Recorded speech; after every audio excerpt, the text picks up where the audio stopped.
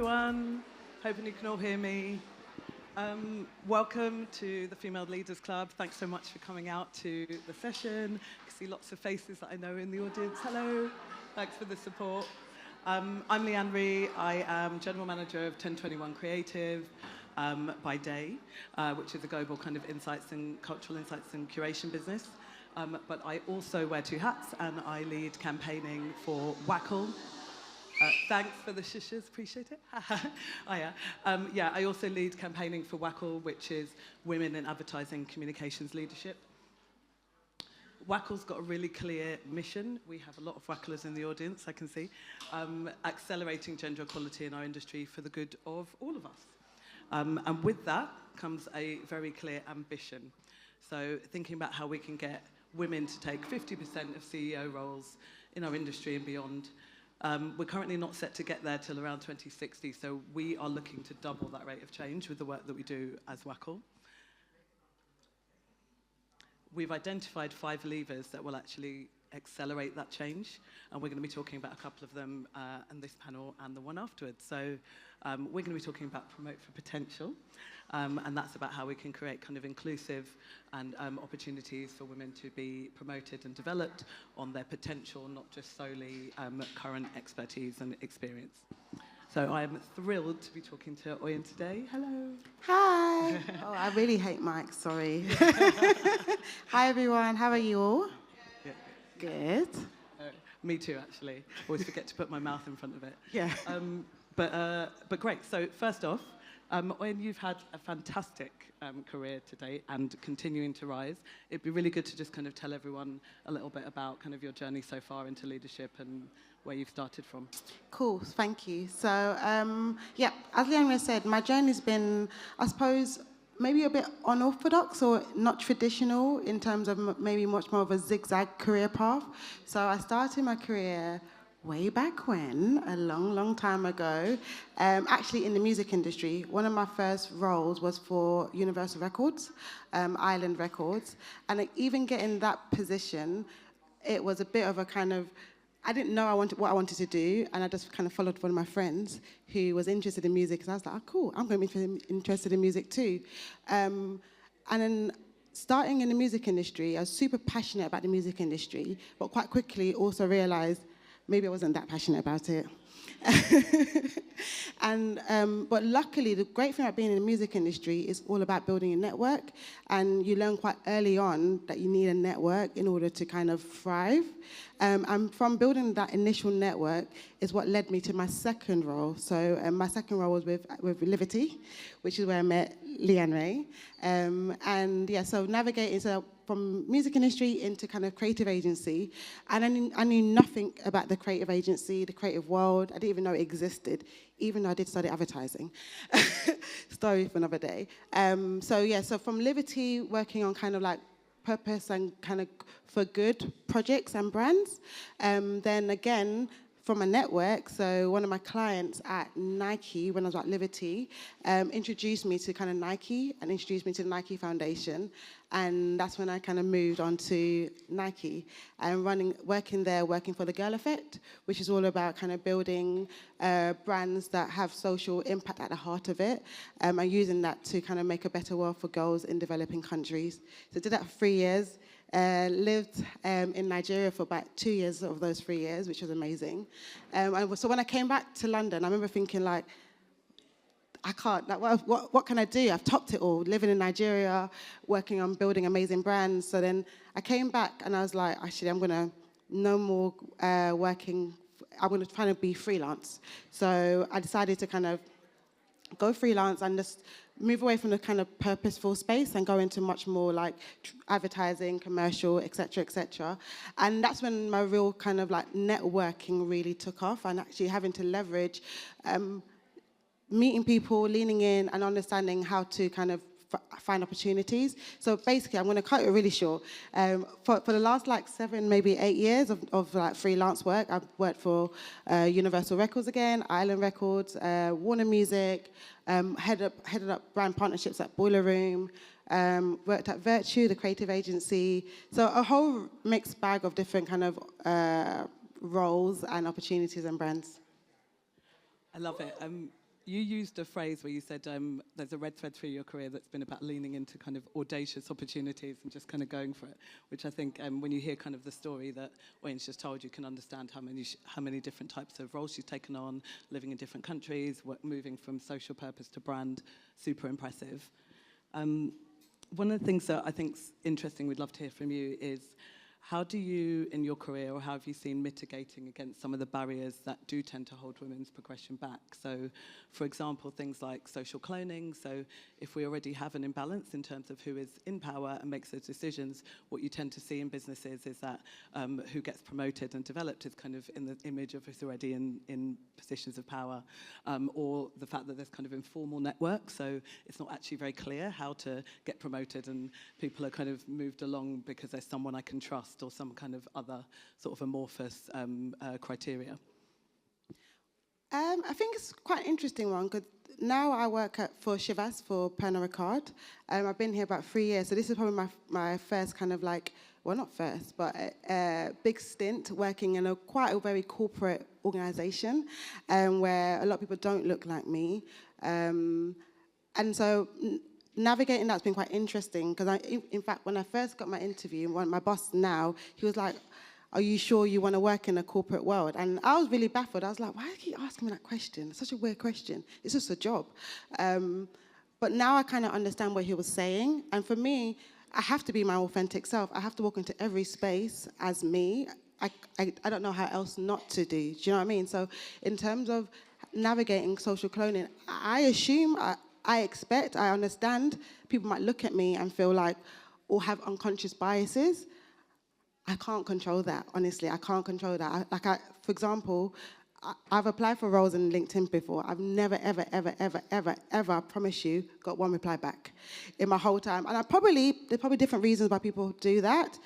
I can't control that. I can't, I suppose what's I'm looking for. I can't think about that. And the same in the way that I navigate my work environment. I can't consider the challenges that other people might have against me. All I can do is just be my kind of authentic self. And if it doesn't serve me, that's when I have to kind of keep it pushing. But luckily, I'll be honest with you, in my career today, it's very rare that I've felt that I couldn't come as my authentic self, and it's very rare that I've felt limited because of social cloning, etc., etc. And I think that's really good to hear. Like, in your earlier point, you made a point about networks. I think you'll probably hear that a lot across today. So it'd be interesting to understand a bit more about how you maybe create a network internally or as well as externally. I think for me, the networking thing is such a funny one, because actually networking I hate. I'm very bad at it. I'm not good at small talk. I'm not good at kind of establishing or keeping networks or anything like that. So when I think about network, it's actually not really about network. It's about people, and actually having people that you like hanging out with, engaging with. So if I give you the example of Nike, that was my old client. We were just cool. And so the conversation was just a cool conversation.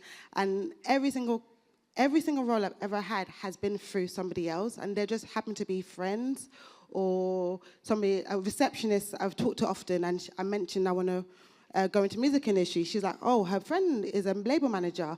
I'll hook you up. So network, I think people think of it in the sense of like, here's a business card. My name is X, Y, and Z. But actually, it's just about communicating what you want.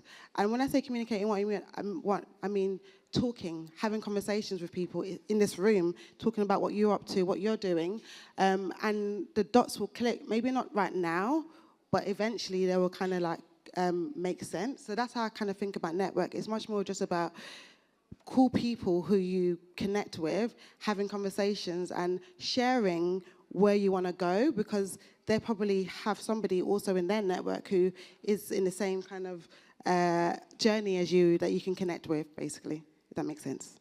It totally does. I quite often say hate networking, love people, because I think, you know, we all love people and like to talk to people, well, most of the time. But then I think networking does kind of put an air of pressure on it, and actually it's just more about making authentic connections, which I love. So tell us a little bit about the philosophies that you employ when you are kind of leading a team and hiring a team.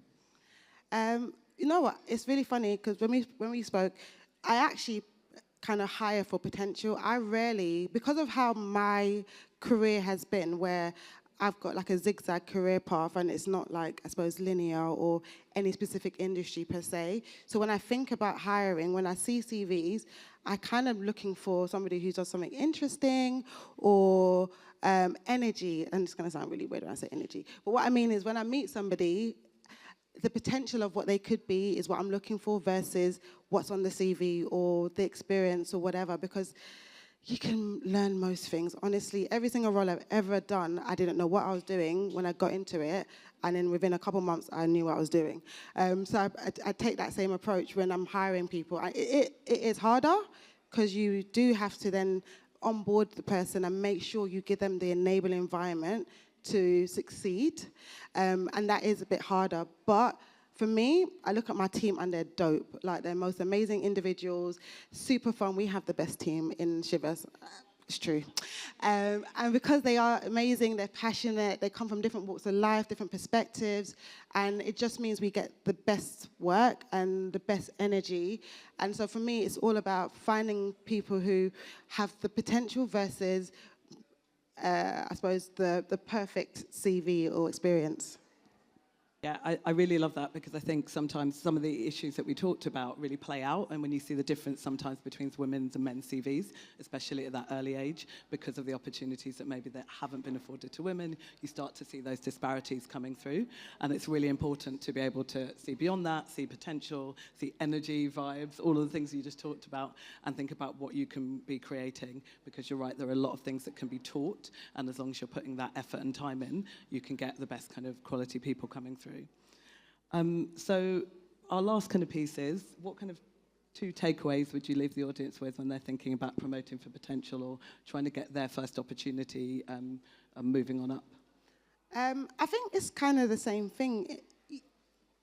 My advice to anyone would be just to, tell people what you want. Like, there's no harm in telling everybody what you want. Honestly, because of my role, on a day-to-day basis, I get emails from various different people asking for something. I think it's dope, because it's important that you tell people, because whether I can fulfill the opportunity right now is kind of neither here or there. Now I know you exist, and now we have a connection, and it means that if you keep sharing stuff with me, the right thing will finally figure itself out. So I think whether you're in the beginning of your career, middle of your career, at the end of your career, whatever, even me to this day, I always holler at people on LinkedIn, say, hey, your career path looks interesting. How did you do that? Because I just want to learn as well. So I think the more you kind of ask people for help, share the journey you're on, A, just building your network, and B, it helps somebody else figure out actually how you could be useful to whatever they're doing as well.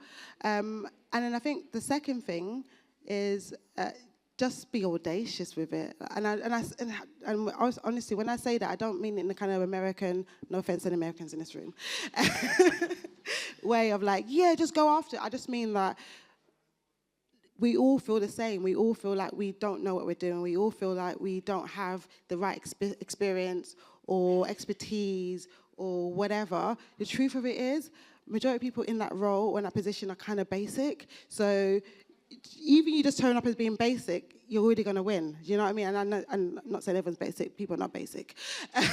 But my point is, we overthink it as women sometimes, that we're not good enough. And actually, even just applying for that role or the internal promotion is a step in the right direction. So just like lean into it. If you fail, it's fine. You're going to get back up again and you just do it again. So that's my advice. Love it. Thank you so much, Oyin. It's great. No, never killed anyone. I'm